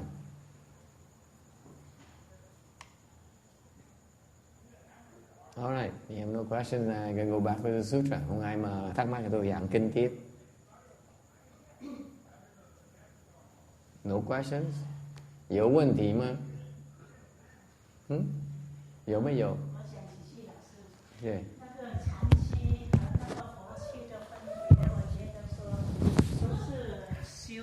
的那个一心不乱，那还没有经过那个实行的时候呢，我们做不到那个地步，所以要慢慢的去修行，慢慢的去自己去实行，才能够一步一步的走向的那边。那如果说就是那个好像说长期来讲呢，我们就坐在那边呢，就是意思就是说，入定、入三昧啊。那如果说我们的念佛也是入三昧，不过我们还没有到那个地步。我觉得呢，一动一静，那个佛期呢是动比较多，长期呢是静比较多，所以两种呢应该是配合。我的理解是这样子。I want to translate into English. Go ahead and translate into English. What? Translate to Chinese? English. Translate from Chinese into English so that the English-speaking people understand. Okay. I believe what she said from her understanding of difference between the Chan Qi and Fo Qi is that one is hard for us to go into a samadhi by doing, for example, Chan Qi is by more of calmness sitting, and one Fo Qi is about reciting and going to samadhi form, so it's more of moving. So the two are not separated. It should be combine and work on. We should all work on both of them together to make it to that point where the Buddha's samadhi is. Now Vietnamese. Okay.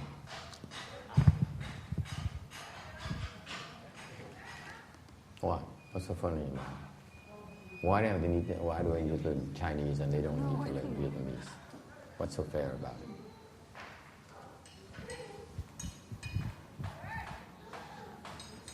Okay, Jasmine, translate the Vietnamese. Oh, kêu anh translate hả?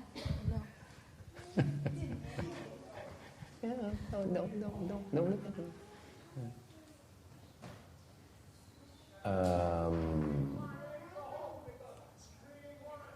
She's right. She's very good. It's very good.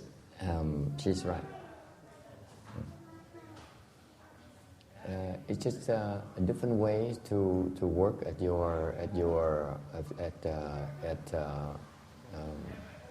it's coming at from different perspectives on how to help you fix your problems. The meditation has a different angle, different approach. The recitation, the Buddha recitation, has different approach, and they combine. They work out pretty well. So that's how it works out. Thì đại khái nói là một cái động với tịnh, bà hiểu là thiền thì tịnh không có động, còn niệm Phật thì nó động nhiều hơn. Là hai cách là đều hai cái phương diện khác nhau của cái tu ấy. Một cái tu tịnh, một cái tu động. Mình nên tu cả hai. Thì như vậy mình có cái thăng bằng hơn, mình tiến bộ lẹ hơn. Tức mình biết cái mình biết nó có cái lợi dụng, có nghĩa là lúc động mình có thể niệm Phật được, lúc tịnh mình có thể niệm Phật được. Còn nếu những cái vị chỉ lo niệm Phật không mà không tu cái tịnh này, thì cái sức niệm Phật cái vị nó yếu đó. Okay. Yes. Yeah, bowing is part of the process.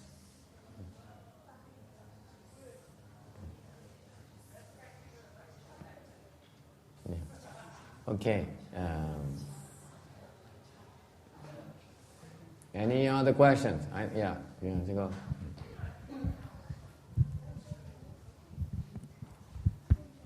A Di Đà Phật, kính bạch thầy.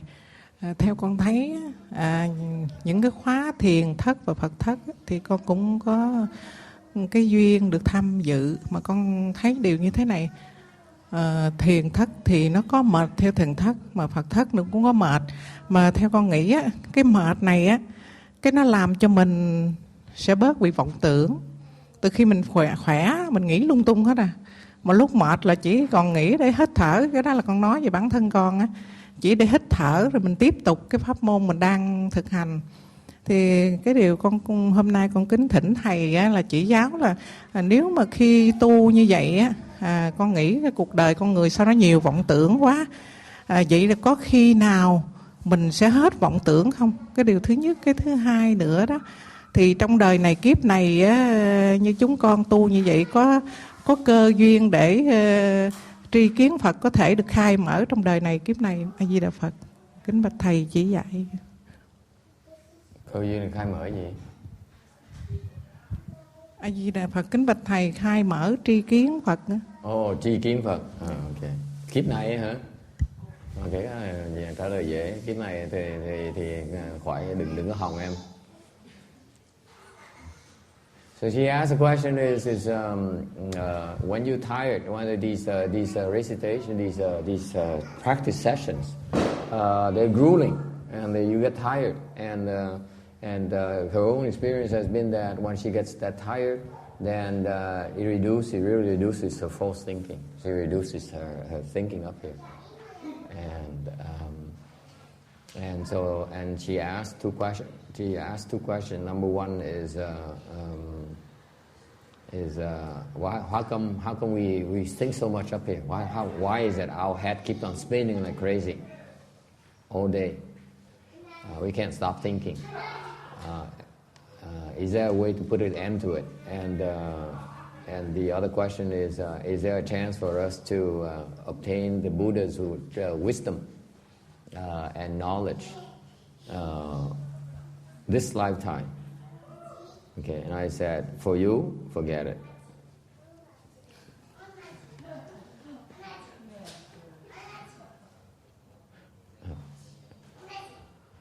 And why do we think so much up here?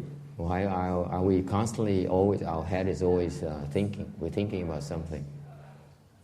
Because it's important. Tại sao mình cứ suy nghĩ hoài? Tại nó quan trọng.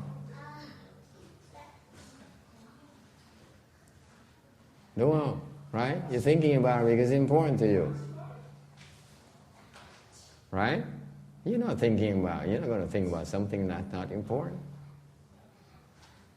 Mình nghĩ tại nó quan trọng đối với mình. Nó đâu gọi là vô minh. That's called ignorance. Đừng coi nó quan trọng thì nó không quan trọng tí nào hết. It's not that important. Yes, Roberta.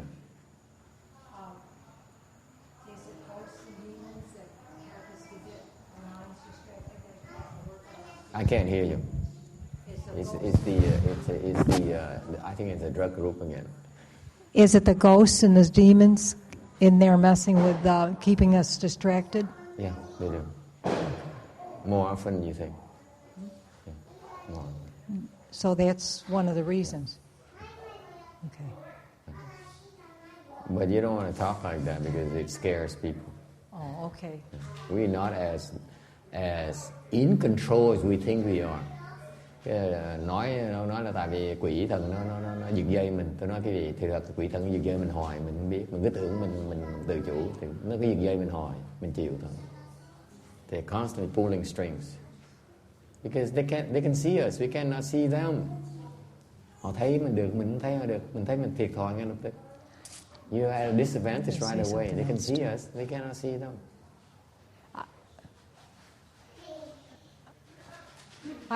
One of the things that's happening in our world today is no one can sit still and not do anything. They got to have the computer going every minute, the games going every minute, the television going every minute. Yeah. They just can't be quiet and peaceful. Right. In that. Why not? Because it's important to them. That's the problem again. People attach importance to the things they do. And sometimes, and quite often, they don't realize it's not as important as it really is. Not that important at all. But we keep on doing. It's like I always have a giggle when I hear of smart people like the overachievers who describe themselves as have a TV on, a computer, and then fooling around with the iPod, and the iPhone.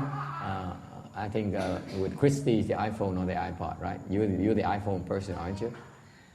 So the iPhone, the computer, and the TV. And then you have a newspaper in front of you, a magazine in front of you. It's like multitasking. They're so proud of it, as you're a superior person, multitasks. In Buddhism, it's called confusion. And we look up to them. We say, "Oh, these guys are so superior people." You burning the candle from both ends. Is that how you say test? Right. Yeah, thank you. See, he corrects my English. Huh? Burning the candle at both ends. At both ends. Okay, thank you. Okay? And you exhaust yourself doing things that are totally unnecessary.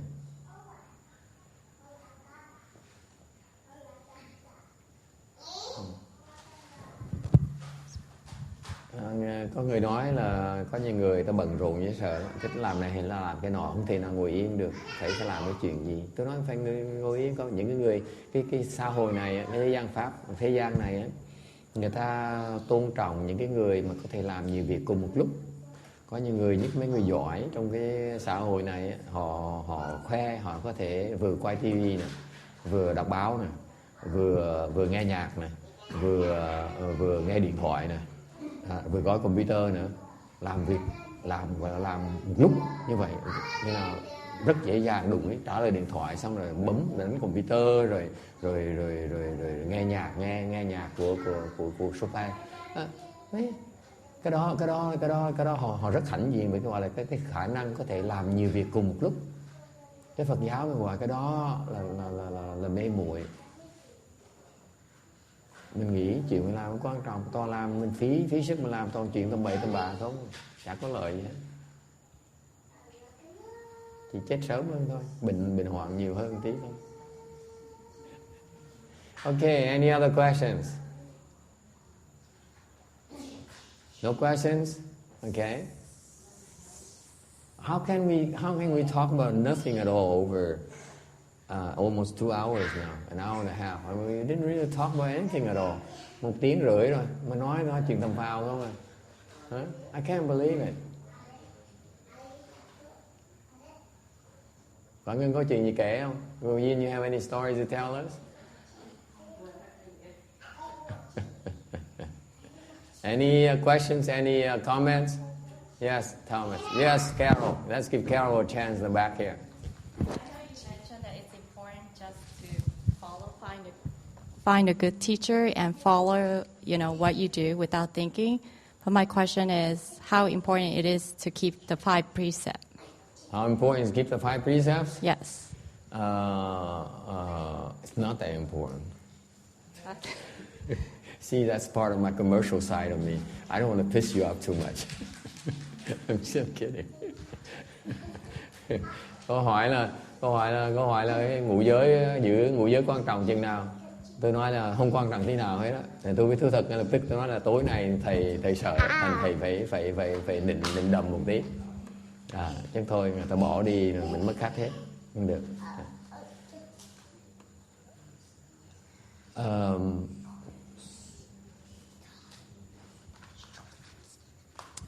Let me put it this way. If you keep the 5 precepts, your cultivation will be a lot smoother and a lot. You're a very ambitious person. You can get where you want a lot quicker. That's a fact. Định đầm xong rồi bây giờ tôi thành thật phải trả lời, thấy không? Mình định ý thôi, chứ còn mình phải nói sự thật để người ta để mình có thể nói là tối nay thầy có nói hơi khác một tí. Tôi trả lời như vậy này. Tôi nhìn mặt và tôi trả lời, ok, thành quý vị đừng có coi là tôi nói gì đúng không, tôi chỉ nói tầm bậy tầm bạ thôi. Cái ngũ giới, cái cô này cô là người thích có mục tiêu, thích làm, muốn làm gì phải dốc sức mà làm. Thành tôi nói là nếu như mà cô mà giữ ngũ giới là cô có thể tiến bộ lẹ hơn nhiều, có thể thành công lớn hơn nhiều. Nó liên quan tới sự thành công của mình, không phải riêng nhà không, mà nó riêng về cái nghề nghiệp của mình luôn nữa. Not only pertains to your own personal cultivation of meditation or reciting a Buddha's name or your own spiritual practice in general, but also pertains to the success you experience professionally as well. You'll be surprised. You'll be amazed. Okay? Cái ngũ giới là không phải riêng để mình tu cái chuyện cái sự tu luyện của mình không, mà nó ảnh hưởng tới cái nghề nghiệp của mình luôn. Nó hay lắm.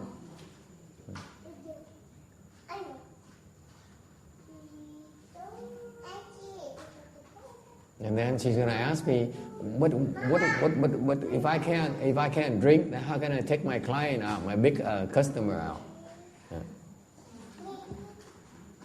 Người trả lời câu hỏi ngay lập tức nó là tại vì người ta hỏi tôi cái câu hỏi này nhiều lắm, chẳng như con có mấy người khách hàng quan trọng mà mời họ đi ăn trưa, ăn tối phải uống rượu, ngũ giới không cho uống rượu làm sao bây giờ? I say drink and then repent. See, that's my commercial side again. Yes, what's your answer? Help me out.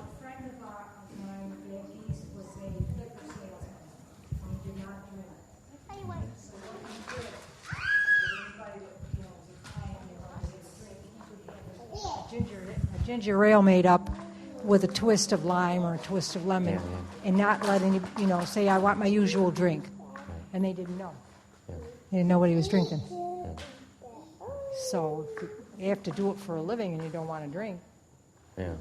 I know that's not a good thing, but you can always repent.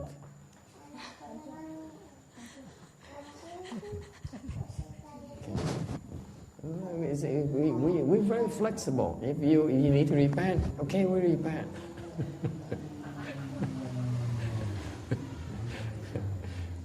Buddhism, let me assure you, my Buddhism is very wishy-washy. It depends on who you are, okay? I can be influenced.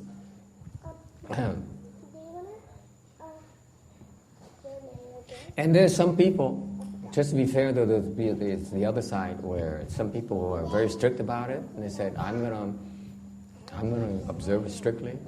That's fine. If you're like that, it's no surprise that you will find a way to do it easily. Okay, like what she just said, like a fancy ginger ale or some like a 7-Up and with a twist of lime and lemon and stuff like that, and a little bit of cherry on top, and a little bit of orange juice that might make it look like a screwdriver, that kind of thing. Yeah, there was a way.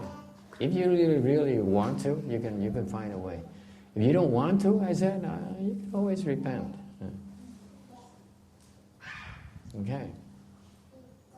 Any other question? Ai thắc mắc gì khác? Yes, Thomas. Does it answer your question? Okay. Yes, of course. Yes. I was going to just ask.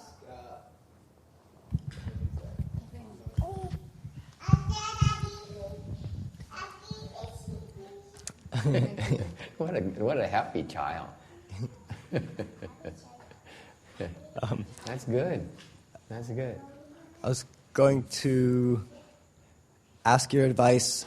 Oh yeah, I felt that having a hard time kind of settling down, especially during or being more settled during the sitting part. This guy is so boring. He asks only the tough question. I'm talking about children, a child being happy, and look at her, how happy she is, and it's wonderful in the midst of such serious thing as the Buddha Dharma, and she can be so happy. It must work, don't you think? Think about it. It's wonderful. It really is wonderful, isn't it? It's not stuffy. It's not like, it's like, this is serious business. You don't distract me. This is... People used to be upset with that. They say, oh, why? Because my teacher, I remember listening to his Dharma talks in those MP3 files, and you always hear children crying in the background or telephone ringing off the hooks, like no one answers it. And he had to stop and say, will someone answer the telephone, please?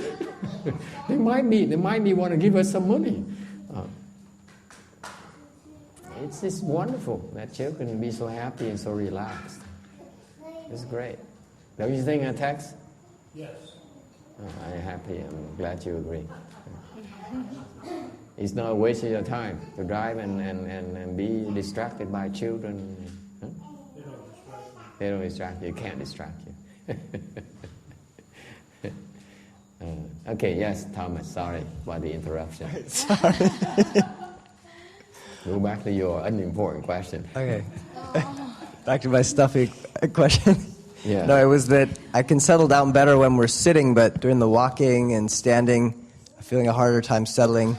In particular, maybe there's this issue of, I start thinking about the question of going into monastic life versus not, and then I know in the past I've had a lot of trouble with kind of indecisiveness. Recently, I feel like I've been a lot better with that, but still I feel it's kind of a weak point. Like in the past, I really would overthink, like just think myself to death, just like trying to figure out, should I do this or that? And anyway, so I have this sense of, even when I'm not thinking in particular about the issue, it still feels like it's kind of beneath the surface, kind of so what's your question? Somewhat distracting. Well, if you had any advice for improving my concentration, or especially during the walking, I just feel like not as settled. Okay. Câu hỏi là ngồi thì ông có vấn đề gì hết? Để lúc đi nhiễu, lúc mà đi nhiễu với lúc mà tụng thì ông có vấn đề, ông không chú tâm được. thì làm sao mà làm gì để mà chú tâm được hơn. Nhất là ông ngồi, nhất là ông bị cái sự phân tâm về là ông muốn suy nghĩ là muốn xuất gia là không xuất gia nữa. Tưởng bợ, đâu có dễ xuất gia vậy em. cho nó ngồi suy nghĩ 10 năm nữa cũng không xong, đâu có dễ vậy. Tôi nói cái tưởng mấy người da trắng cái tưởng xuất gia là muốn xuất gia không à. Dễ vậy cô ha. Phải làm Việt Nam mới xuất gia được, Mỹ sao xuất gia được, vừa phải thôi.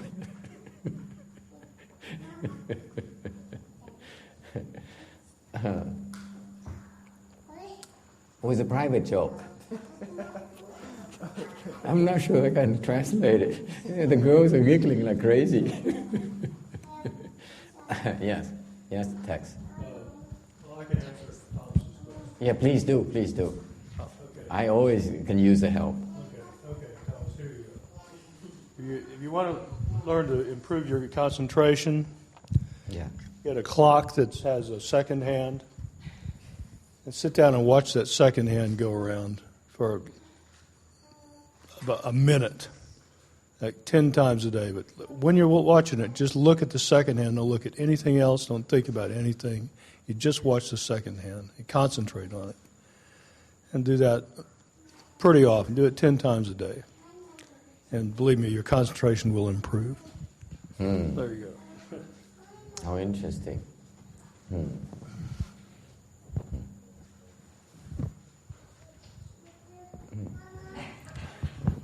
I don't have a comeback for that.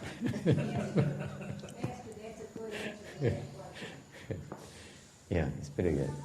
Ông nói là muốn chú tâm hơn á, là ngồi đó nhìn cái kim đồng hồ đó, kim thứ nhì đó, kim mà cái phút đó, nó cứ chạy cứ nhìn nó thôi, đừng này như thế, ngồi cái tiếng đồng hồ.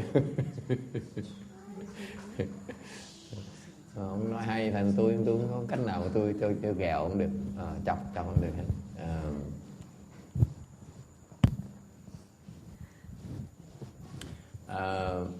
I was joking with the Asians. I said, "This guy is unreasonable. He's thinking about lead the monastic life. I mean, it's not that easy. It's not that easy. Trust me. It takes a lot of preparation. It takes a lot of work. It takes a lot of preparation to get there, to lead the home life. And you don't realize that it's not for white people." I'm kidding. And they are kicked out of it. All these nuns are so. The Vietnamese are very racist, you know that. That's why I made fun of them. Tôi chọc quê là tại vì tôi hồi nãy chọc là tại tôi muốn cho cái gì biết người Việt Nam rất là kỳ thị. Tại mình chọc mình kỳ thị người trắng rồi mình kỳ thị lại cho nó vui. So every now and then it's kind of safe to discriminate against the white people because we get discriminated so often in this country. So I'm kidding. Yes. The white chick has a comment. The white chick was asked to leave home and come to the monastic life, if I remember correctly. What? Yeah. Who said so? Somebody here. Oh, yeah. Do you want me to? And not you, Master. Yeah. I know. I think you told me already. Yeah, because honey, you're special. You're a white chick. He's a white dude. It's different. I don't call you white chick for nothing. You guys wouldn't believe it. You and guys wouldn't believe it. A few days ago, a girl came here from San Jose to go to the Chanchi, to the Fochi, to this practice session here. And for some reason, she asked to take refuge with me and sign a form. I look at her, who are you? Why you want to take refuge with me? You're such a storyteller. What? What, is it good or bad? It's good. Oh, thank you, honey. Okay, I take it. I accept. It's something you have to know. The Dharma masters are very insecure. Extremely insecure. So any little bit of encouragement, of adoration really goes a long way.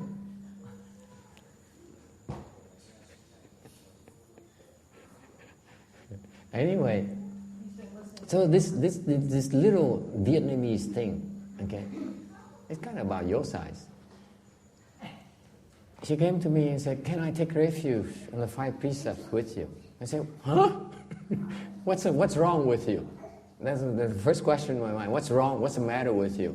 There are plenty of old and senile and fat monks who are much more qualified than I am to do this kind of thing. Okay? Senile, yeah. This is what they go for. They go for the name, the big name. And the bigger the name, the more senile they are. Yeah. At least I think.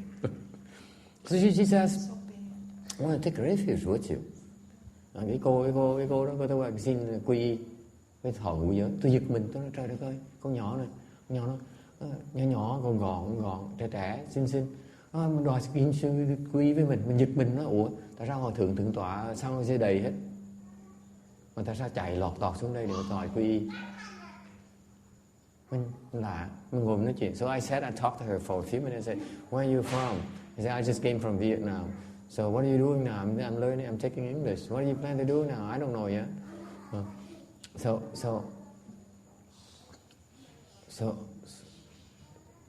I looked at her and said, "Wow, what a girl.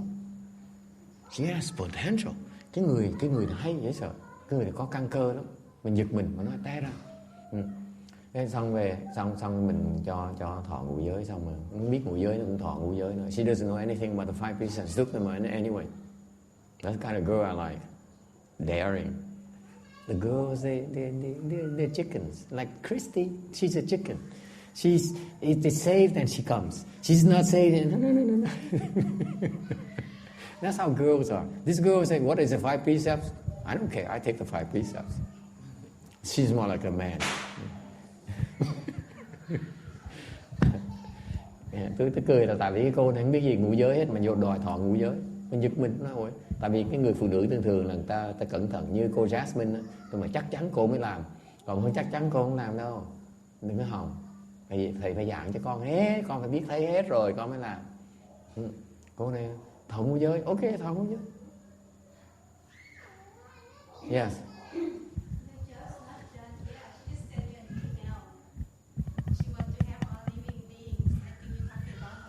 What? She just sent you an email. Yeah. She said she wants to learn from you so she can help all living beings. What a sick thought. It's not normal. See, the Vietnamese, you guys don't understand the Vietnamese. They come here. New country. It's the same drug gang again. You don't know what it's like. It makes me afflicted. Why is there such an ego here tonight? Danny, what's the matter with you? There's an echo, a very, very strong echo. Lower the volume a little bit. Oh, okay, fine. Then leave it alone. Okay. Just a tad, a little bit lower. There's an echo that keeps them bouncing around. Here. Here's what I do like this. Okay. It's still pretty strong.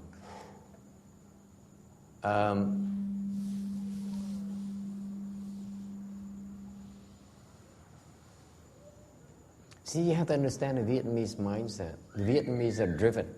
They're very driven. Cái người Việt Nam á, có lòng tham, có tham vọng. Cái đặc tính người Việt Nam rất là giỏi lắm. Có chí lắm, rất là có chí. Thành ra qua đây là muốn học hỏi, muốn sinh hoạt, sinh sống để mà tự lập chứ, tự lực chứ. So they come to this country and they get excited and say, "Wow, this is a beautiful country and this is such a wonderful, so many good opportunities, and I want to learn the language, I want to learn the skill, I want to go to school, I want to do this, I want to do that to make a fortune, to support myself and have a good life." What does she want? She wants to learn the Dharma from me so that she can help all the living beings. It's kind of sick, don't you think? Người muốn gì? là qua như vậy đã có cơ hội qua, nên bây giờ muốn đi học theo thầy để làm gì? Để giúp chúng sanh.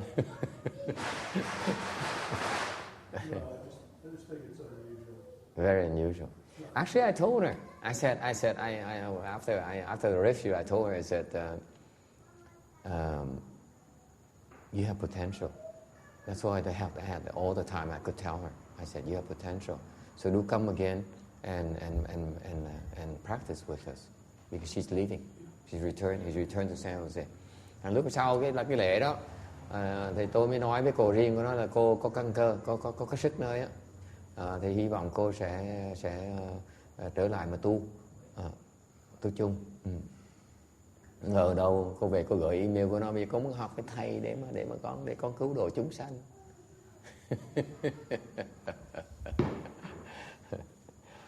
Oh well, people are weird. Yes. Any other question? Ai thắc mắc gì khác không? We have 3 minutes left. 2 minutes left. 2 minutes and 7 seconds. 6, 5, 4. Yes? No questions? We have our new friend here, so he's new with us, so I hope you learned something tonight. We're glad you came, and this is what we do. We gab, we talk, and it's nothing that important. Okay, any final comments or any questions?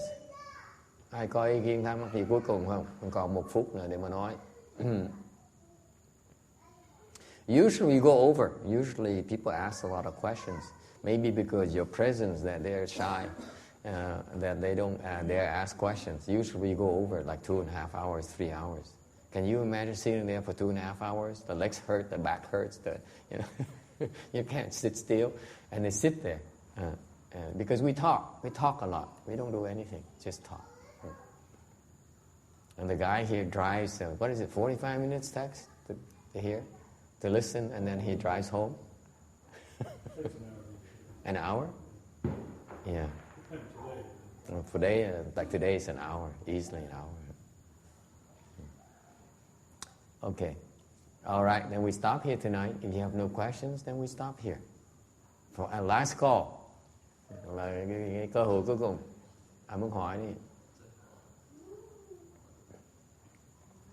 So the answer to the email, Jasmine, is that I will answer her. I will tell her 2 things. She needs to learn meditation from you, or from Janice. Okay, I think Janice is coming. Janice, where are you, honey? Oh, she's probably will be in San Jose in a couple of weeks, so we can teach her how to meditate. And then she needs to start reading books from Master Hsuan Hua. Okay? That would be a good start.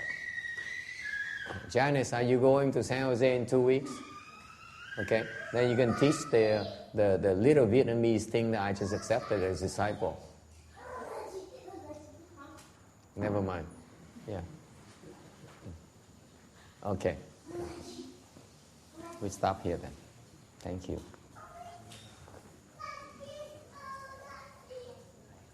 Such happy children.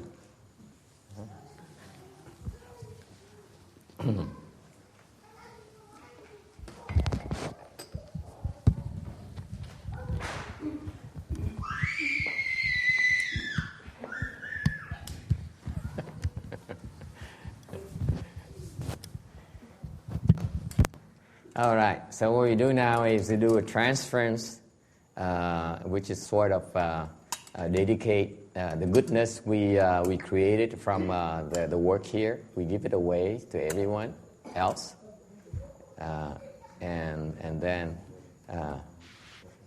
actually it's probably more than the non-Buddhists are willing to put up with. So.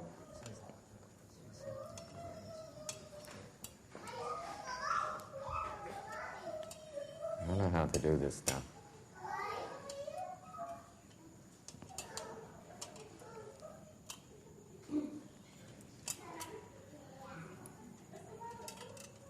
There you go. Okay.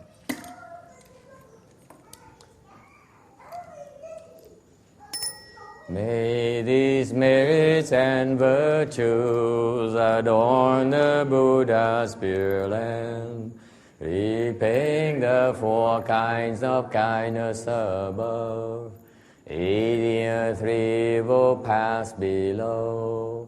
May those who see and hear bring all for the body mind.